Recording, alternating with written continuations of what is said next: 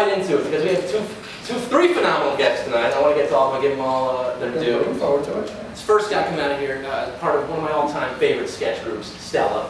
Also the States. Before that, another fantastic sketch group. Maybe So What, Hot American Summer? Yeah, he broke. He's got CDs, DVDs, movies, books, so everything you can possibly do. Let's talk about it all with Mr. Michael Showalter.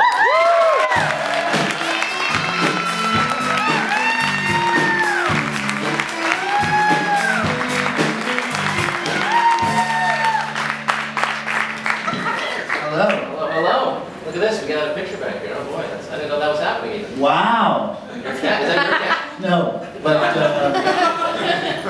my cats are not nearly as pristine as that. Yeah. Is it a prop cat? Hey there. Are you a Giants fan? Yes. Just checking. What about you? Why not? Sure. Sure, why not? They needed the week off this week, though.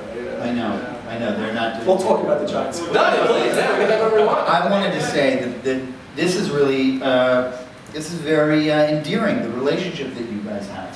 Yeah, That's one way to say it. By endearing, he babbles on and on about nonsense, and I try to rein it in. Well, I don't know who else can relate to this, but as I was back there listening to you guys, I was thinking, you guys have already had a longer conversation than I've ever had with my father.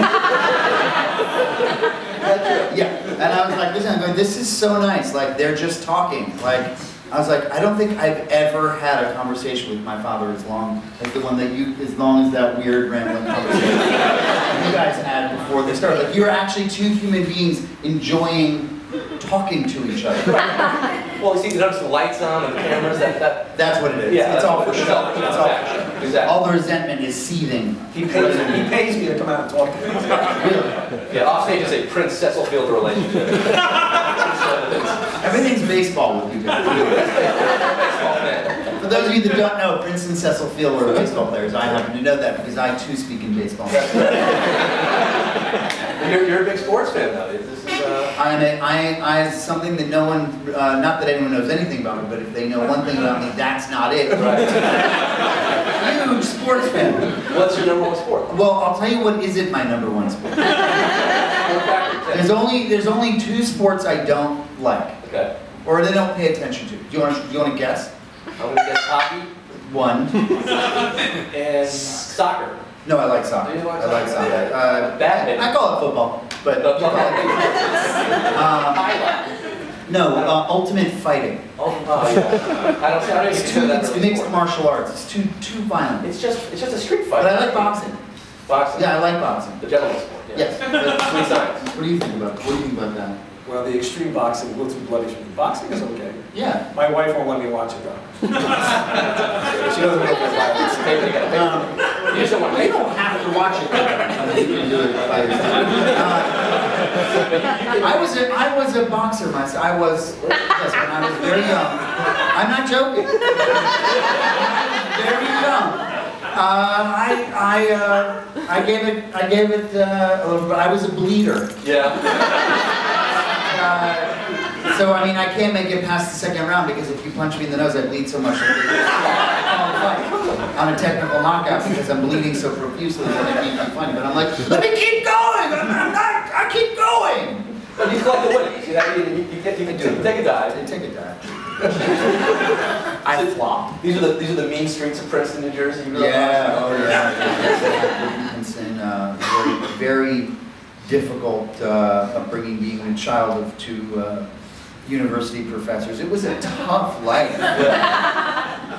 And actually, you're not the first Princeton High School graduate we've had on the show. We had Chris Barron, lead singer of Spin Doctors, who was, I think, a couple years ahead of you. He was 2 years. Big man there for. He was 2 years ahead of me. Yes. His name was Chris Gross. Yeah, another Jew hiding. Yeah. But were you aware of him? Was that because I feel like he told me him and John Popper also went to Princeton. Right. They played at Princeton. Did you remember seeing a concert? Oh yes. Oh yes. He was in a clique of guys. You guys heard that word? He was in a clique of guys. Q-U-E? I have a couple Chris Barron. Quick, I'll try to. That's why I brought you here. I wanted to. Yeah. by the way, this is a really nice $3 party store cover for a $2.89. He was in a clique of dudes, and they called themselves the Hairheads. And it was like they were skinheads, but they had a lot of hair. That was one thing, and the other was that he did pole vault. Really? And when he graduated, like the kind of cool, weird, arty dude always did pole vault at my high school. So it was a foregone conclusion that when Chris graduated, I would then be the pole vaulter. And as it turns out, there were 2 pole vaulters on the Princeton High School team. Me and a guy named Peter Paris, who's now a homicide cop in Boston. Wow. Who was the best pole vaulter in the state of New Jersey. Okay? You have to be a homicide cop? Yeah. And me. I, as it turns out, lack 2 very vital things you need to be a good pole vaulter. Upper body strength and speed. I have neither of those things. Yeah. So I, as it turns out, could not get over the minimum first bar set. Which, the joke on the team was that there were high jumpers on our track team that could high jump higher than I could. You were on the team though. I became the Rudy of the Princeton.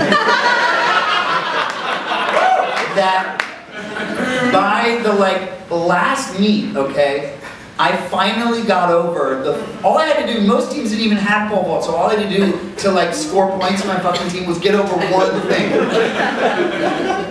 And I finally got over it, and pole vault is the last event of a track meet. All eyes on you. All eyes on me. I get over the minimum thing. The entire track team piles on top of me on the mat because they're so happy for me. But I didn't want the other team to know that it was like a big deal. So I was like, go! Raise it up! Go higher!